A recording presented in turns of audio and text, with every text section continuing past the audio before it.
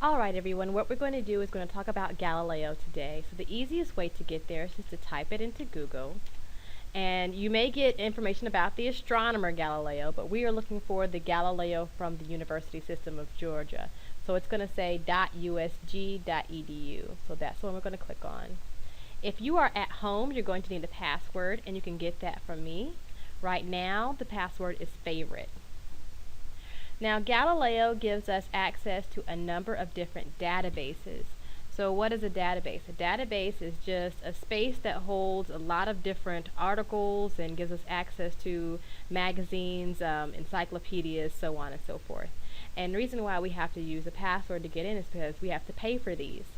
So the district gives us access to the high school version of Galileo. And there's a lot of stuff going on this page, but what you want to pay attention to are the databases to search. Now here are your hotspots here: Consumer Health Complete, Encyclopedia Britannica, and Literary Reference Center. These are a couple of different options.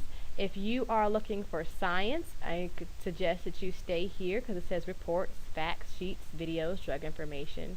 And if you're looking for literary criticism, you can go to literary criticism, or literature, criticism, author, biography, so on and so forth.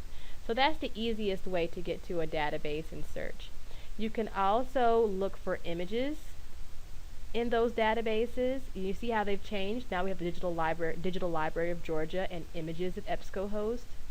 And encyclopedias. If you just want to search the two different types of encyclopedias, they have options there.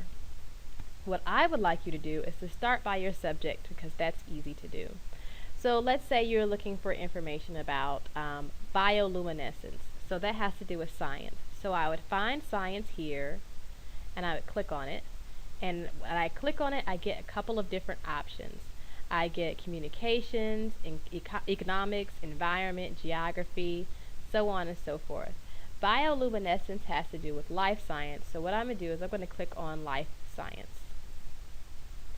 Now, what I can do from here is I can search using these options right here. I can put in bioluminescence, and what we can use is something called Boolean, and Boolean is this little options where we can have and or not. So I want to search and frogs, but not frogs from, let's say, South Africa. And I'm searching for keywords, but I can also search for a particular author or the title, all of those different options that are listed there. And I have this little checkbox here that says full text because I want to look at the entire article. You can also drill down, which means I can make my search smaller by looking at all years, or I can just look at things that were published within the last year or so. So I just want to search things from 2011. And what it's going to do is it's going to choose, because I chose that this is life science, I'm going to choose the different options here. It's already chosen Science and Technology Collection and the Encyclopedia Britannica to search. So I can hit search these three databases. So I've clicked on that search, and what it's doing is it's digging through all three of those databases to see what it can find. And it didn't come up with anything. So this is the drawback to Galileo. You may not always find things in the search options that they gave you right there, but let's try something different. Remember how I said at the first page that I like to actually use the options that they gave. So if I go back to my home page, Consumer Health Complete, these are reports, facts, videos, drug information, and such. I want to click on that.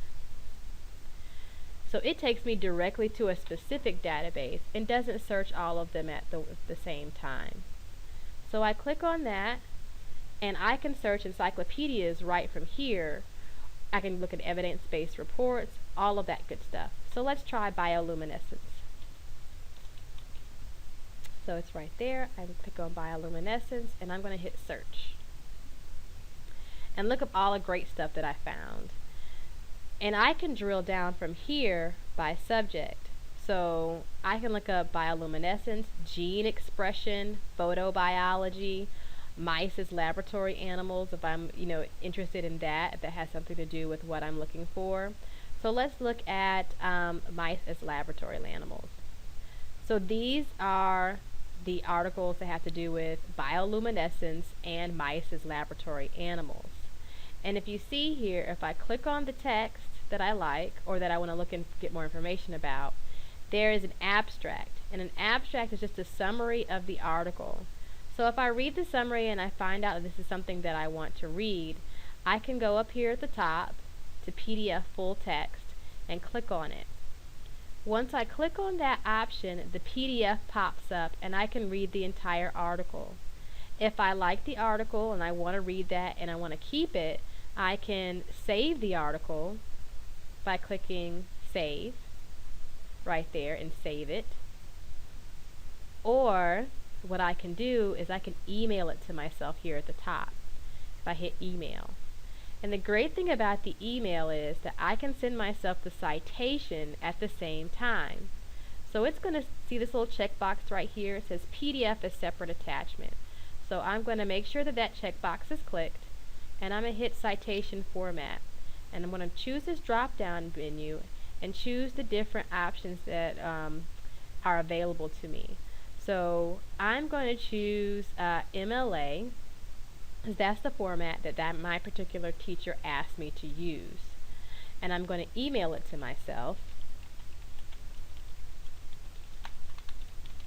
And I'm going to put in the title of my article. And this is my first article. And I'm going to send it to myself. So I've just sent myself this particular article. And I can go back to my result list. And I can look at other different options and choose from there. So that's the basic way that Galileo works for this particular database. But let's say I want to look at an encyclopedia. So I'm going to go all the way back to the Galileo homepage. And I want to search Encyclopedia Britannica. So I click on Encyclopedia Britannica. And I'll give it a little chance to boot up. But you guys all remember using the encyclopedia in elementary school. Well, they don't print that anymore, but you can find all of that information here. So let's try something else. I want to find out information about Abraham Lincoln. And I have a little option here that says Encyclopedia Britannica, and let's make this page a little bigger so that we can see things. So we're going to zoom in. So I click on the Go button, and here's what Encyclopedia Britannica has for me. It has 374 resources. So I can go and look at Abraham Lincoln, the main article, or I can look at Abraham Lincoln, the war years, or I can drill down just to the assassination of Abraham Lincoln. Then I also have here on the right side additional content. So it says I have multimedia. I can click on the links here. It says Abraham Lincoln, Fort Custer's home. So there's a picture of Abraham Lincoln's Fort Custer home. So, it says that the home of Lieutenant Colonel George Armstrong Custer. So this is at Abraham Lincoln State Park. But if you see here that I can go ahead and copy the citation in EMLA format, and I can choose these different options here, and I can copy the citation if I like from there as well. But I don't want to actually use that image, so I want to go back to my article. So if I click on the article, I can read the information about Abraham Lincoln. And I have pictures and resources that are already listed there. See, if I click on this picture, I get to zoom on it. And I find out where it is. It says it's from the Library of Congress. So if I were doing a report, I already have information about that. I can print this page right here. I can print this article. I can email this article to myself. I click that. So I can send that to myself again. Or I can cite this article. Right here at the bottom, again, the easy copy and paste. Remember how we chose APA or MLA? There's my options. And if you scroll on top, you see these highlighted options in blue. These will take you to another article. So if I'm reading the article about Abraham Lincoln and I like the one about Robert E. Lee, I can click on the one about Robert E. Lee and it takes me to an article about Robert E. Lee. So there's information about him. There's another thing that you should take a look at. If you look on the right side, it says expand your research. And I can go to the web's best sites. And it will take me to American Studies at the University of Virginia, information about Robert E. Lee. So I could use another resource there and close out that one. I can go back and I can go to additional reading. So this is more information about, other books that I could read about him. Go back. And then there's an option for primary sources. And primary sources are from the horse's mouth. So they're usually diary entries, articles, news interviews, those sorts of things. So this is a account of the life of General Robert E. Lee. And we could read about this particular person who knew Robert E. Lee. So that's the easiest way to use Britannica School Edition within Galileo. And most of the databases follow the same format. I'm just going back to where we were. And you can look up different options. So Literary Reference Center, you would use that for literary criticism. And if you see, it looks just the same way as the Consumer Health Complete. And if I wanted to find out information about Their Eyes Are Watching God, I would click on there, and the same kind of options pop up.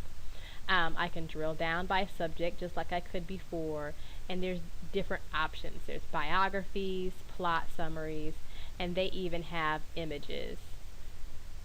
So those are great things to kind of to know about. So that is Galileo in a nutshell. If you need more help, always ask.